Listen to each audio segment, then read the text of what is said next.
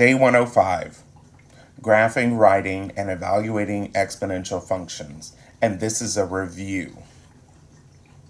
So exponential functions are written in the form of a, b to the power of x, where my a is my y-intercept, also called my initial value, where I start, and b describes how the function grows or decays. B cannot be negative,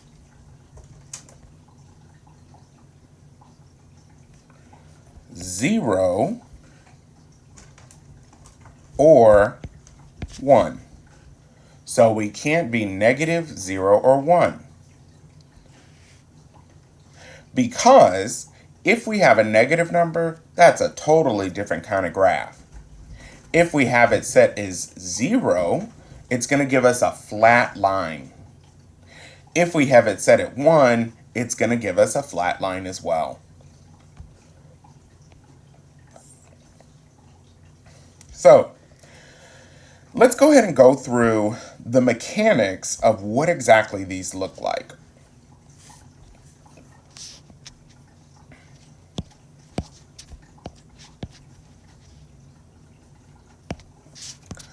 So first of all, I have an equation that looks like this. I can also write it in this form.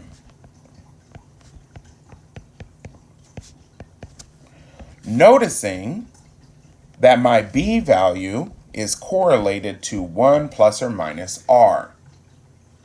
So, what does that mean? That means that this part is going to be what I'm starting with, and this is my change.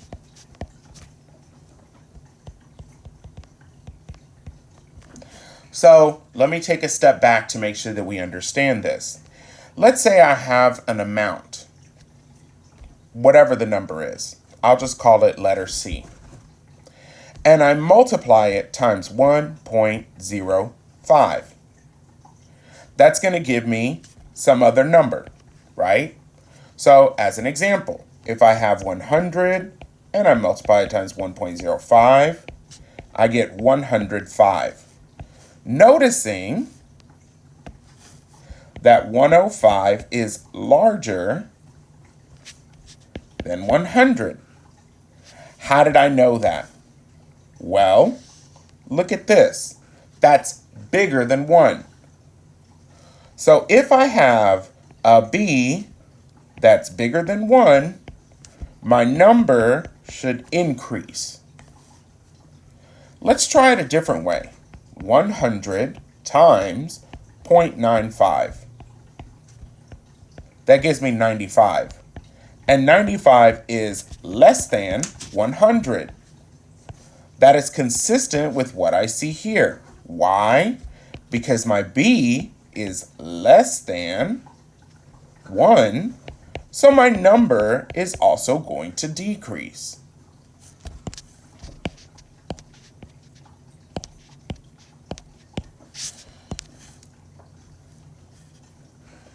So, because of that, if you take a look at this, let's go ahead and write out another setup here.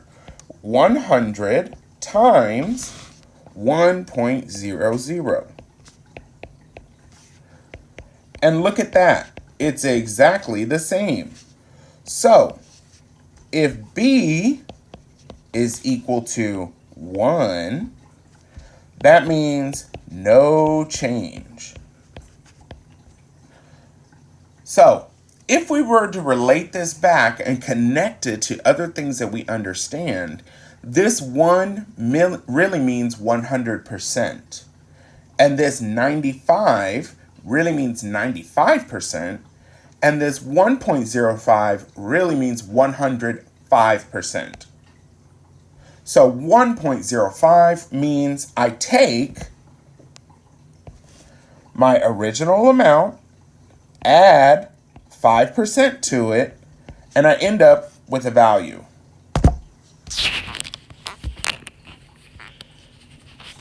This one means I take my original value and I take away 5% to get some number.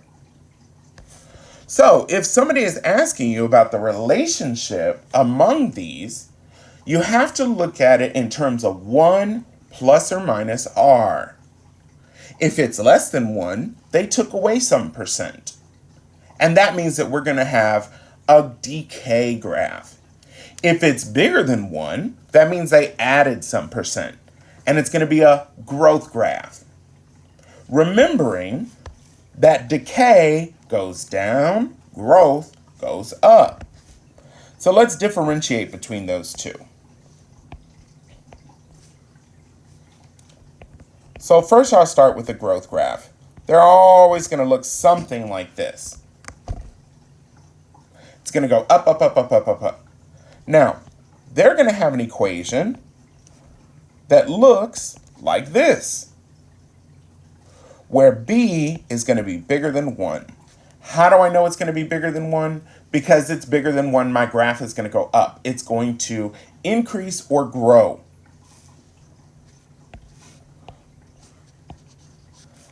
That also means if instead I wanted to look at this as a rate of change or rate of growth and decay, I could write the same equation like this. But how exactly did I know that this one would be a plus? Well, if I looked at my b value, I would notice that it's going to be bigger than 1. So in order to get from 1 to whatever number I'm at, I have to add something.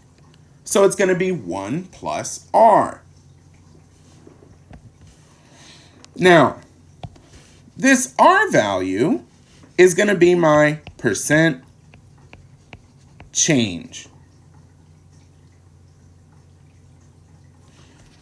So let me give you an example. So let's say they gave me a list of values.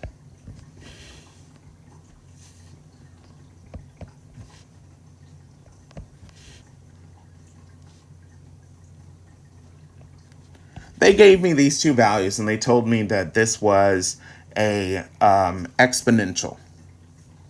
So I always look at where I can find something that goes exactly through the ends of the squares. Through the corners of the squares on my graph, or I look for x values that are right next door to each other, okay?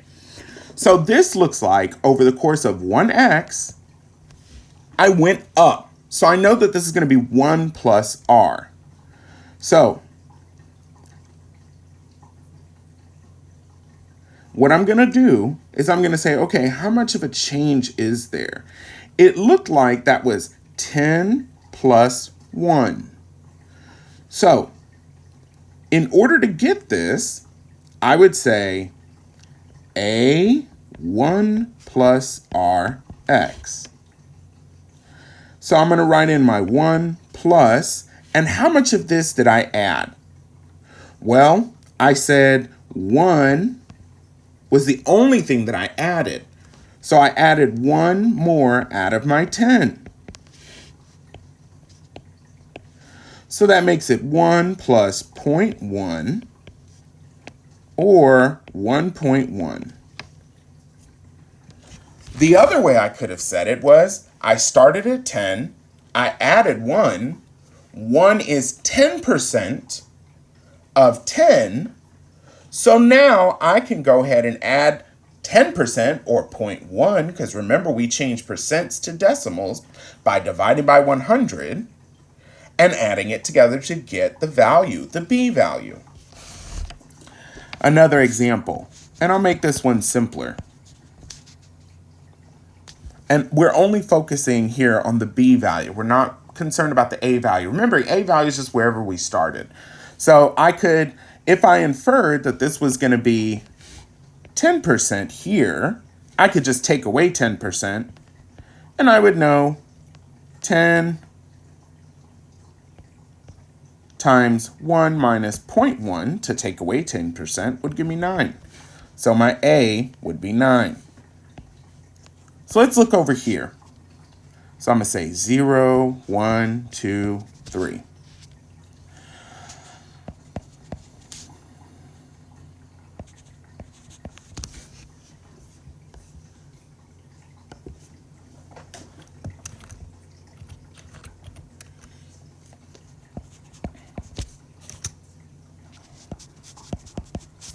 Okay, so they gave us a couple of values. First thing I'm going to do is I'm going to look at this guy, and I'm going to see if there's an x right next to it. So the very subsequent x. Okay, so I see that I have these two values. I see that it went down. I took away 20. 20 is related to 100 as a 20%, 20 divided by 100. So I'm going to say that on the inside, this is going to be a minus, because the numbers are going down, 20%. And I started at 100. So this is my equation in the form using R, rate of growth or decay.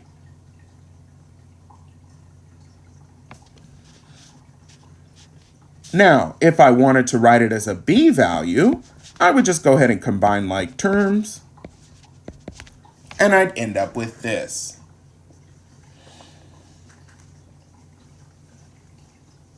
So, as you can see, growth and decay are basically the same concept. They just look slightly different. So let's look now at my decay. So these guys are going to look like this. And they're going to have an equation that looks like that. If I broke it into an R component, it would have a minus in it. And if I compared it, this would be my percent change.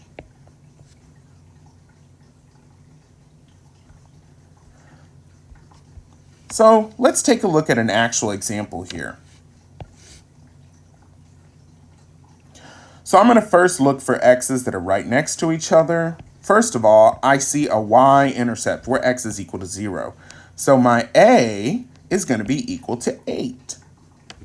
I'm going to look at the very next one, and it looks like from 0 to 1, one space over, they went from 8 to 16, which means they multiplied by 2. So if I multiplied by 2, that is the number that is my B.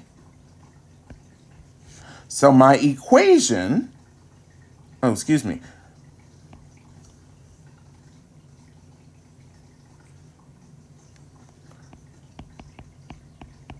rate of change. So my equation is y equals 8 times 2 to the power of x. Now, what if I wanted to ask myself, what is the rate of change for this? Well, I'm going to compare 2 to 1. And it looks like to get from 1 to 2 is 1 plus 1. Remembering that 1 signifies a percent. So this means an increase of 100%.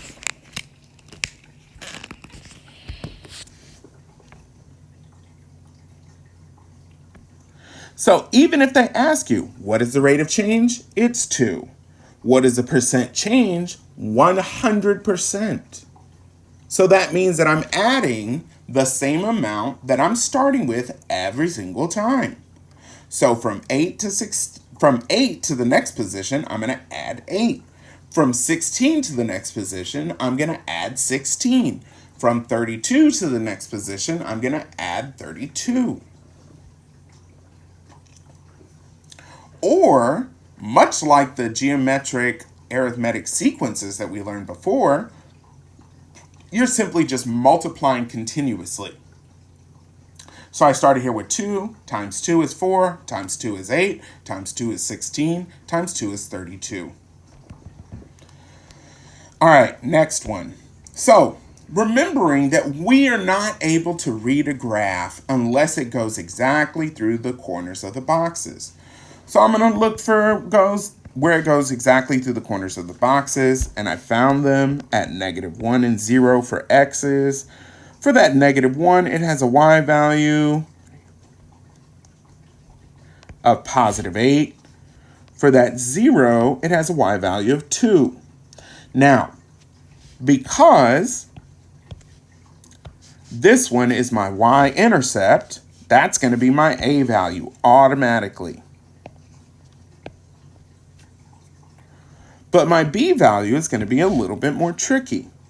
I saw that these are only 1 unit apart. So that means that this is going to tell me what's going on with my b, or my 1 plus or minus r. So I see I went from 8 to 2. How did I do that? Well, I divided by 4. So if I'm dividing by 4, that means that I am actually multiplying by 1/4. How is that? Well, if I divide 1/4, that's the same thing as 0.25. So my b value, or my rate of change, is equal to 1/4, also called 0.25. Now, what's another way to look at this? Well, let's say I have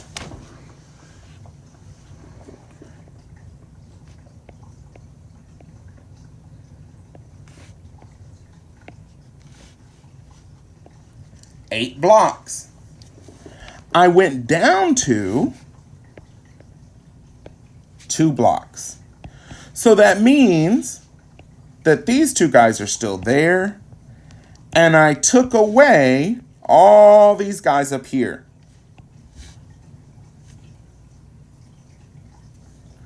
So I did 8 minus 6 to get to 2. So if 8 was my starting point for what I was looking at, not my a value, just where I started to make this calculation, I can go ahead and rewrite that, divide both by 8, and I get 1 minus 0.75, which is also equal to 0.25. So, if you notice, b, 1 plus or minus r. So what does this mean?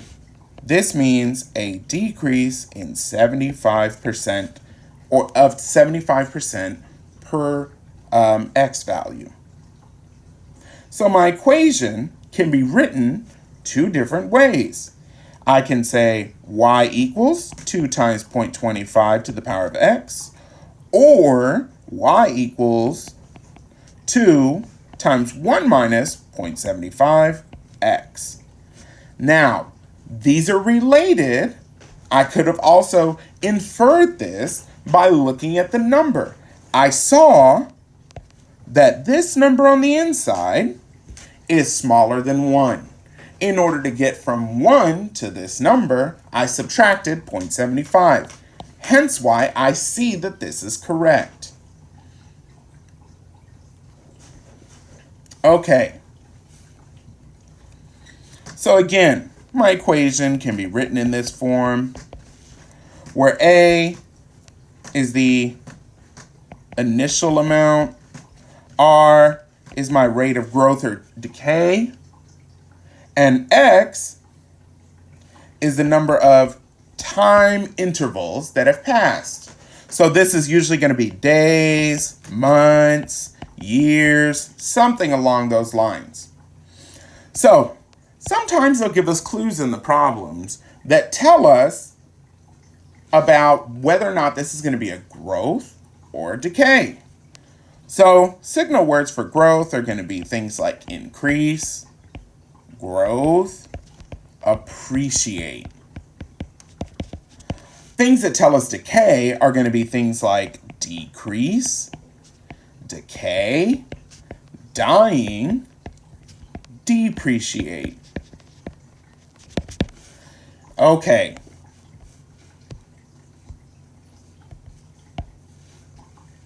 So, example 5.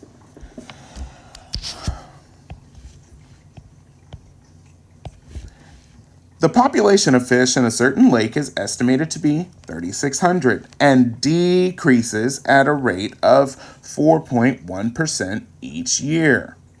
Blah, blah, blah, blah, blah. They want us to write a function. Okay. So, first thing I'm going to say is, well, how much am I starting with? 3,600. My rate of decay is 4.1%. But 4.1% is not what I'm going to put in there. I'm going to plug that number into my R. Since it says decrease, it's going to be y equals a 1 plus or minus r to the power of x. I know I started at 3,600. I know I have a 1 and an x. It says decrease minus. And I change this to a decimal and plug it in. So my function, y equals 3,600 times 1 minus 0.041 to the power of x.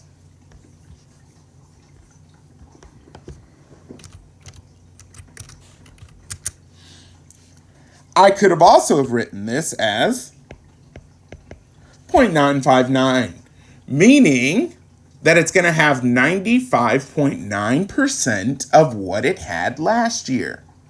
So if I told you in real life, I say every day you are only going to have half of what you had yesterday in money. So if you start with 100, tomorrow you will have 50. The next day, 25. The next day, 12.5. So at this rate, how many fish will be in the lake in 5 years? So what I need to do is I need to plug in x equals 5. So I'm going to go ahead and write that in.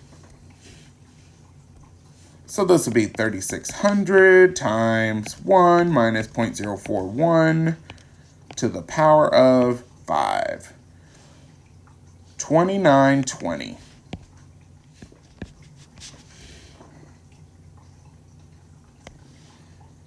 Okay, next one. You invest $27,000 in a bank account that pays 15% interest. And they told us it was growth. So first I started with 27,000. I know it's going to be 15% and that it's increasing. So let's write that out. Y equals A, and I know it's growth, so this is going to be a plus. So I started with 27,000. I know my 1's not going to change, and I just need to fill in this R. 15% as a decimal is 0.15. So there's my equation. If I wanted to write it more succinctly or as a B, it'd be 1.15x.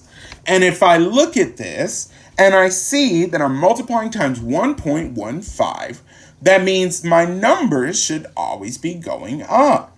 Why? Because I'm adding an extra 15% every year.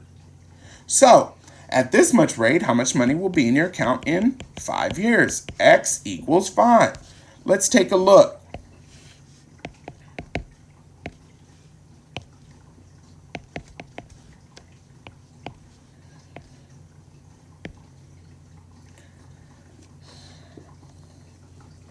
$54,306.64.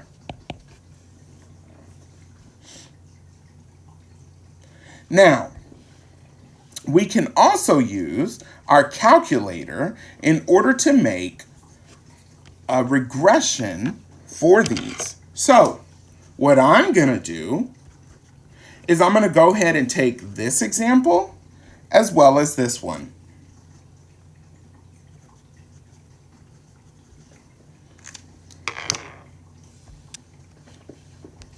So let's clear this out. So I'm going to go ahead and add a table. So for my x's, I'm going to use the first problem that I did. 0, 8, 1, 16. I'm going to be lazy and not plug all these in.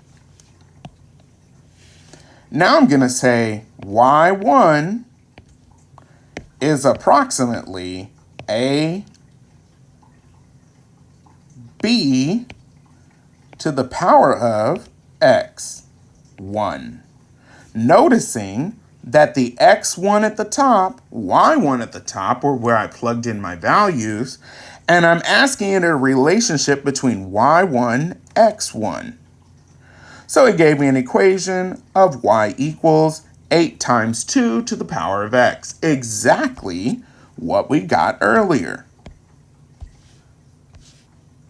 So, now, let's try to go ahead and do this a different way. y1 is approximately a times, and this guy was a increase 1 plus r, close parentheses, to the power of x1. And look at that. It'll also give us the r value. So this is going to be equal to y equals 8 times parentheses 1 plus 1 to the power of x. It gave us exactly what we saw earlier whenever we broke it down. 1 plus 1. Let's try the next one. So I'm going to put in a new table. I'm going to say -1, +8. 0, +2. I'm going to turn off all these other guys just to clear up space on my graph. Okay, so I have 2 points. I'm going to go ahead and run my regular regression. I know that this is decreasing because as I move from here to here, my y values went down. So here it says y equals 2 times 0.25 to the power of x. That's exactly what we found before. Now, I know this is decreasing, so it's a 1 minus r. So y3 is approximately equal to a parentheses 1 minus r to the power of x3. And look, it says that the r is 0.75. I'm decreasing by 75% every time, consistent with what I saw earlier.